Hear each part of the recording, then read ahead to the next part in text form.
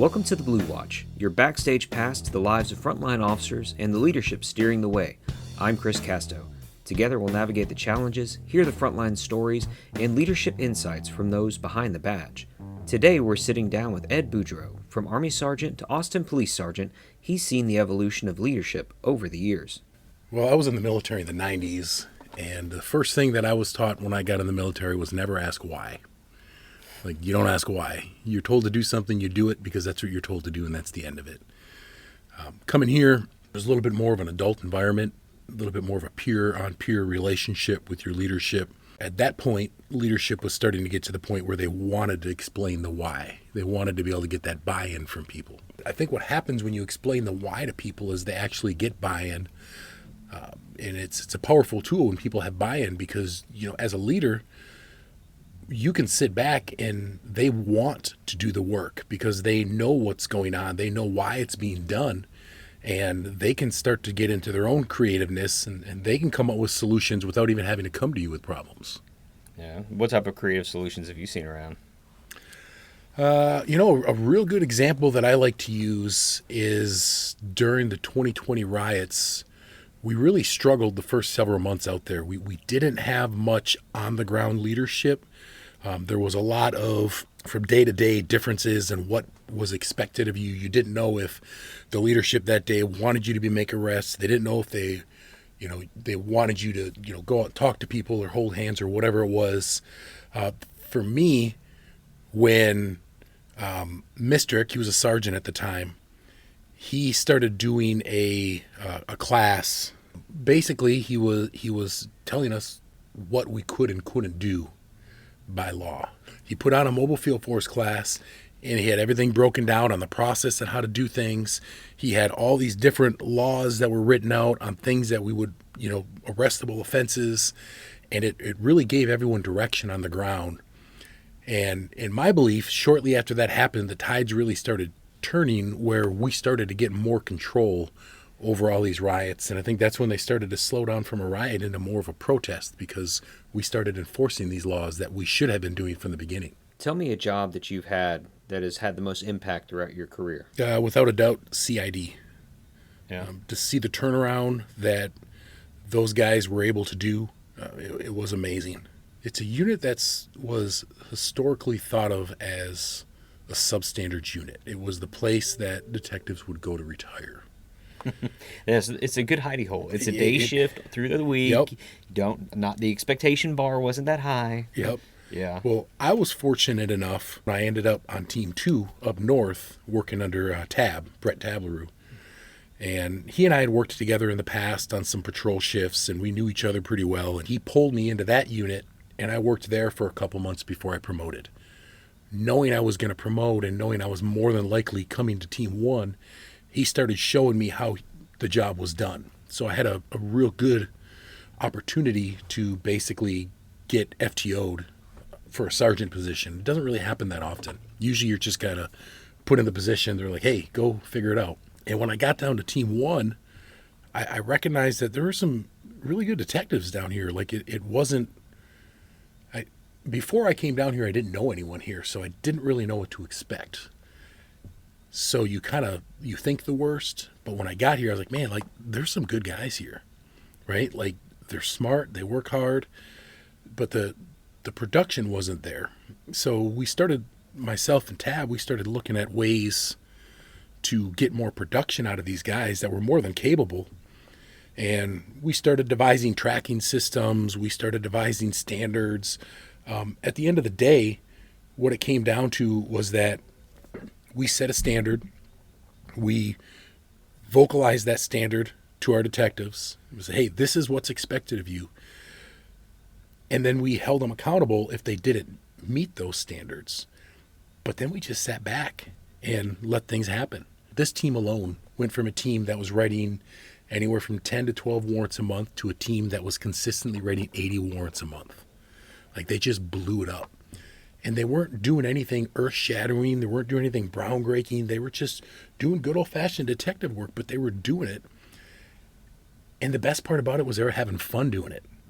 They were in here joking around, having good times, laughing. It was just a really good environment. And looking back on it, again, I don't think we did anything groundbreaking. We just took a basic blueprint, hey, this is what we expect. This is the standard. We're going to hold you accountable for it. And then let them do it. Yeah. And we created a real positive work culture in doing so. A lot of people might hear that. I'm going to set the standard and I'm going to hold you accountable. Like it's kind of like holding your feet to the fire. Mm-hmm. A lot of people will hear it that way. How did you break that barrier and get it to the point where we're going to have fun doing this? One of the first things I told them was, hey, we're going to be a unit that's productive, but we're also going to be a customer service unit. Every single one of our cases means something to somebody. I don't want to hear that, well, that doesn't matter. It doesn't matter. Okay, well, you know what? It might not be your garden gnome that was stolen, but maybe, Granny Frickett that lives down on 27th Street, maybe that garden gnome that she had stolen, maybe that was given to her by her grandson, and it has value to it. So for us, we're like, whatever, it doesn't matter. But to her, it does. So we started getting more towards the concept of, hey, this is our job. We're working for them. What can we do for them? If we're going to do these investigations, we're going to do everything we can with the investigation. We're not just going to, suspend it because it doesn't matter. And when you start to give ownership to people, I think that's when it really happens. I think that's the magic behind it all. Mm-hmm. And how did you give ownership to your detectives? How did they start taking on those cases more for themselves? I got out of their way. That's right? easy. I got out of their way, right? Like I wasn't the sergeant that was in their cubicle every single day. Hey, what about this case? Hey, how's that case going? Hey, did you do this yet? I sat back.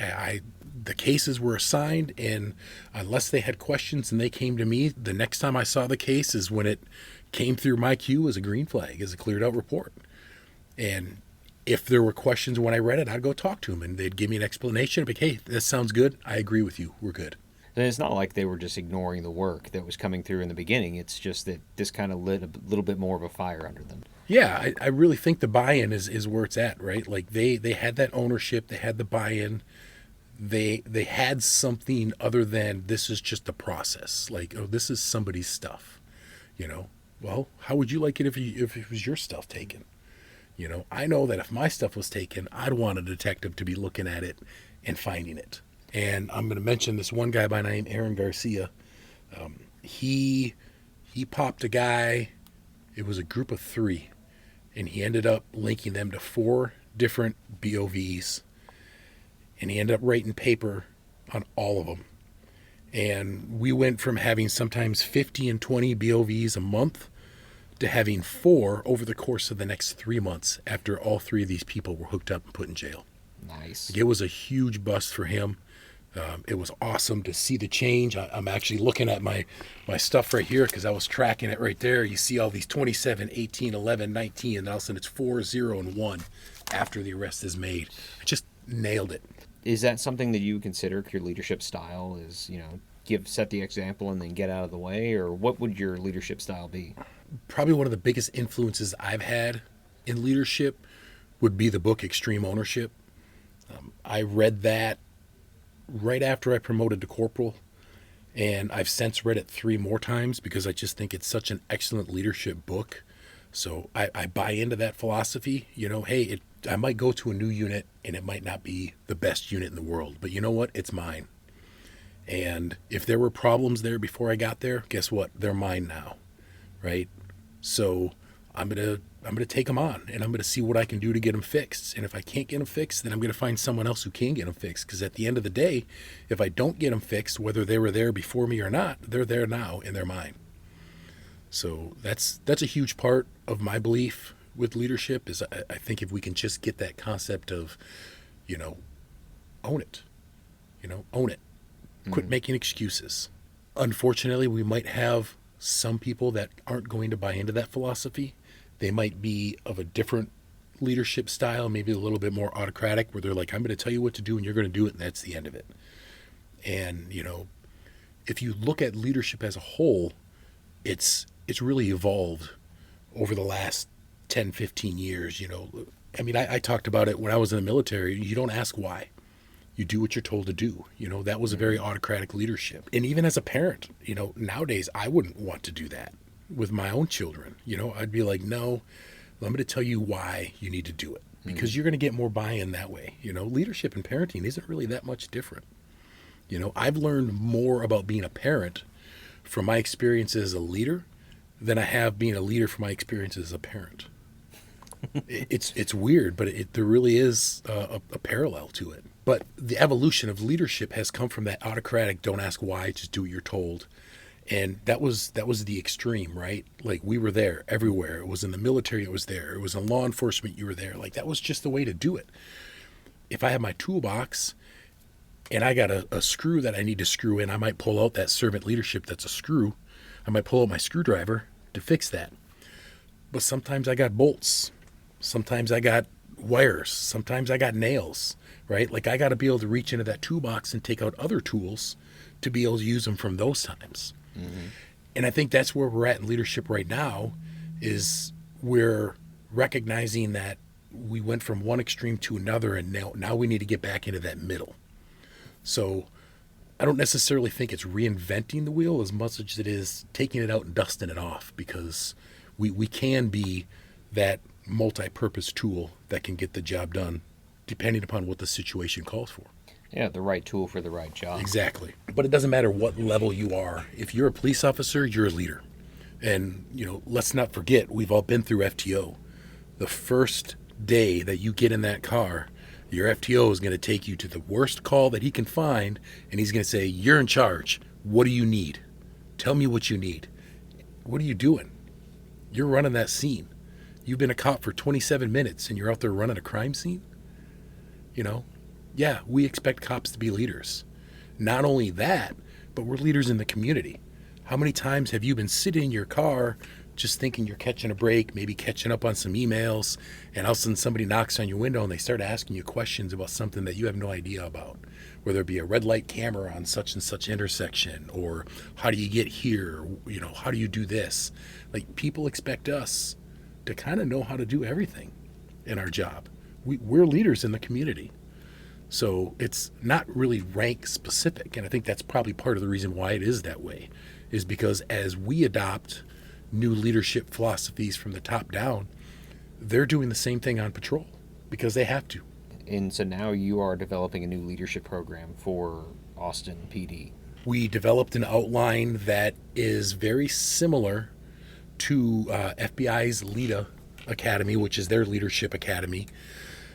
We definitely tweaked it to be more APD specific when it comes to what a leader is. We want, this is what an APD leader is. Not this is what a leader is, but we want an APD leader. The biggest challenge we're going to have is a culture shift to get people to buy into it and take ownership of it.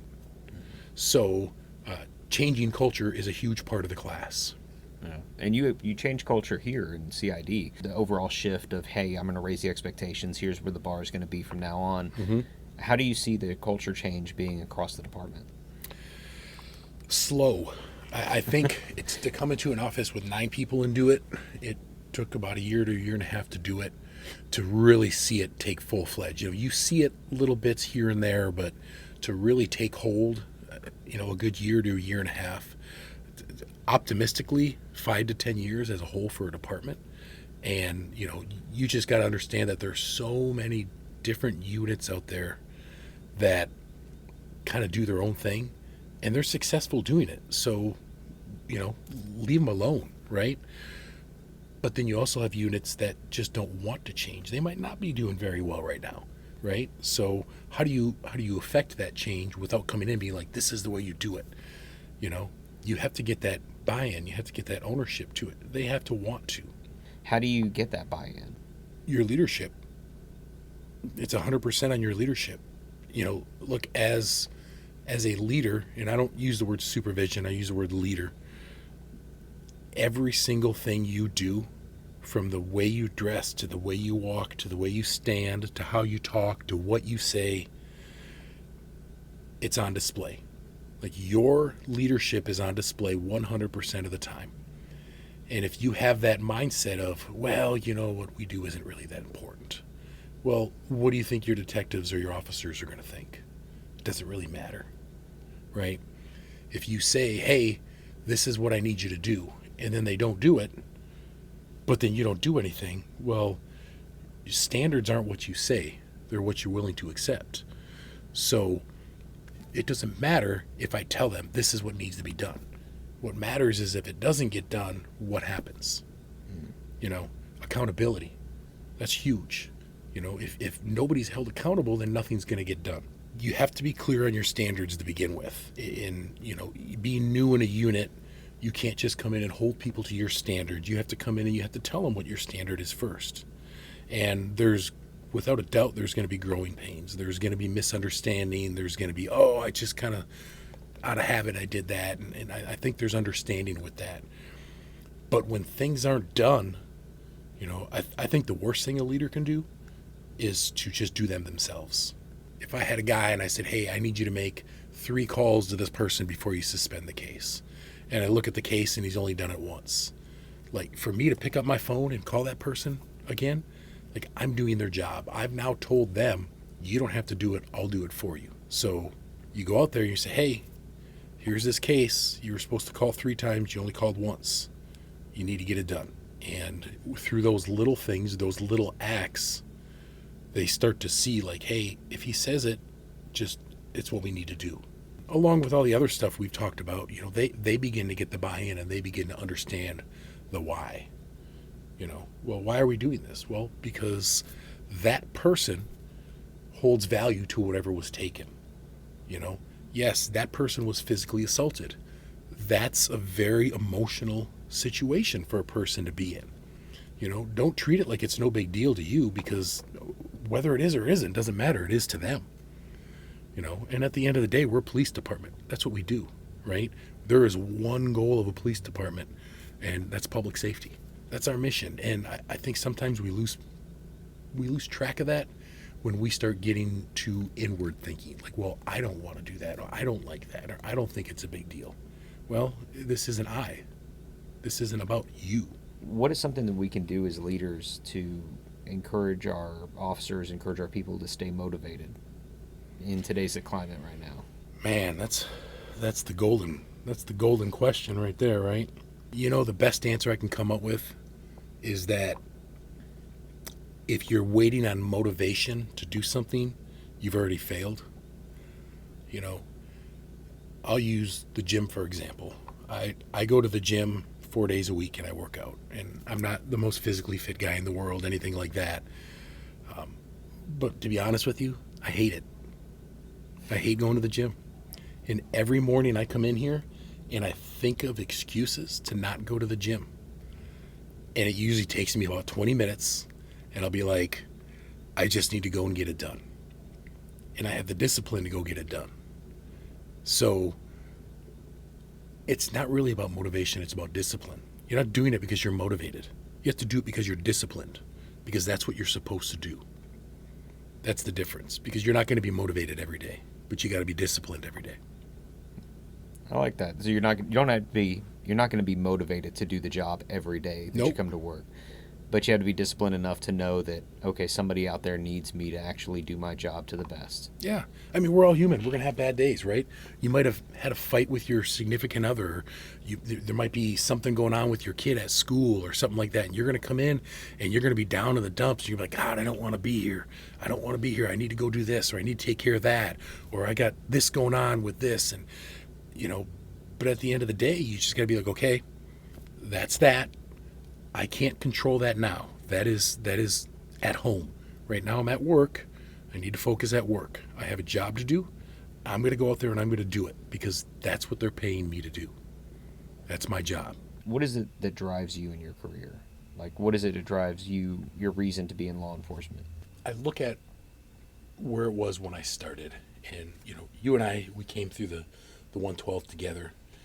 And we came out into this department at probably one of the greatest times of this department. I mean, I think we were number 3 for safest city in America. We were the premier police department. People wanted to come to us for training. If you wanted to know how to do something, you contacted APD because they had everything on lockdown. Like, that was the image we had as a department. And you would see leaders of that time that just they had their stuff wired tight. Like they knew they had the pulse of their unit or their shift or their team. And then I look where we're at now, and I don't think we're that far away from there. I think we're just a few tweaks away. I think we're that culture. I think that culture is a big thing. I keep on talking culture. We are a positive culture away from being that dynamic police department again, even being 500 officers down. I truly believe that. Everyone wants to talk about the officer crisis as the biggest problem facing this department. It's not. It's the victim mentality that we have, right? And what drives me right now is I know we can fix it. I know we can make it better. And I also believe that you don't leave something equal to or worse than when you got it. Like, you need to make it better, right? So I want to make this place better. You hear that sentiment, at least I used to hear it, well, I need to promote because if I don't, so-and-so is going to promote and I don't want them to be my boss. Sometimes that's true. Yeah. Sometimes that's true. It might be true, right? And we all know that person, and probably everyone that's listening right now can put a name to this very scenario, but, you look at you like, I don't want that guy in charge of me. I need to out-promote him, I mean, it's sad, but it happens. Oh, it absolutely does happen. And that's the thing is, though, you don't want somebody being in leadership that you see that has absolutely no business being in leadership, is basically what you're trying to tell in that scenario. Yeah. Okay, so what business do you have? That'd be my next question. It's like, what business do you have being in leadership then? That's not a question that I can answer. That's a question that these guys out here in the office should answer. I don't even want to go close to answering that question. There's no way of answering that question without either screwing it up or sounding very arrogant or egotistical. Actually, I agree with you on that, because you read a lot of these leadership books and it's like, oh, well, you just sound like you know everything, huh? Yep. No, I don't think anything qualifies me for being a leader other than the followership of the people that are willing to follow me. I like that. That's what qualifies me to be a leader. No, it's much better than my answer. My answer is that I've screwed up enough to know what I'm doing. Yeah. So that's usually where it falls on my end. Yeah. No, that's good too. Hey, I made my fair share of screw ups. Hey, I think but that's the thing, is every leader has failed to a certain degree, and that's what makes them knowledgeable enough to be able to say, hey, let's do it this way. Mm-hmm. So, yeah. If you had a magic wand and could make any change you could as a leader, what would you change? We have a strong chief. We need to rally behind her. That's what we need. We rally behind her, and we fix this culture, and we're right back to where we were 17 years ago. A strong department that's looked upon from everybody in the country as a premier law enforcement department. Yeah, I think that's one thing that has been lost over the years is more of a sense of pride in our department or in our workforce. Like, yeah. Even just walking around, you see people, uniforms unkempt or what have you, or however, it just is. It seems like a lack of pride overall in the profession. There's no accountability. Walked in the gym this morning. As I was walking in there's a young officer walking out with his hat on backwards. That drives me crazy. Put your hat on the right way. That's the military coming out of you right there. No, it's policy. The hat must be worn forward. But yes, you're right. It is the military. But it just, we as police officers, we observe everything, right? We look at a person, we size them up, and it's not, everyone wants, it's based on race. No, it's based on movements. It's based on certain actions. It's based on words. It's based on things you're seeing, articulable facts, right? Like, we size people up all the time. Mm-hmm. Well, guess what? They do the same thing to us, right? Like, you show up on a scene, your officer presence is the first thing people see, right? You get out of a car wearing a hoodie with your hat on backwards and long curly hair and a beard that hasn't been shaved or trimmed up in a while, and you're like leaning on your car like, what do y'all want, right? Like, I don't want you helping me. You look like you should be going to a college class right now. You look like a frat boy. You don't look like a police officer. You know, I would like to see a more professional police department, right? And that starts with accountability. My mother, when she was working, worked for the Census Bureau, and at one point she had to do a survey in a maximum security prison, and that was one of the questions that she asked for cop killers. Why did you do it? I said, well, I knew I could do it. Well, why? Because I looked at him and his shoes were dirty and his uniform was wrinkled and he had food smeared on him and he just looked sloppy, so I knew he wasn't squared away. I knew I could take him. Thank you so much, Ed, for being here, and thank you for joining us today on the Blue Watch. Please share and subscribe for more leadership insights from the front line, and check out our website at thebluewatch.com. Until next time, stay safe, everyone.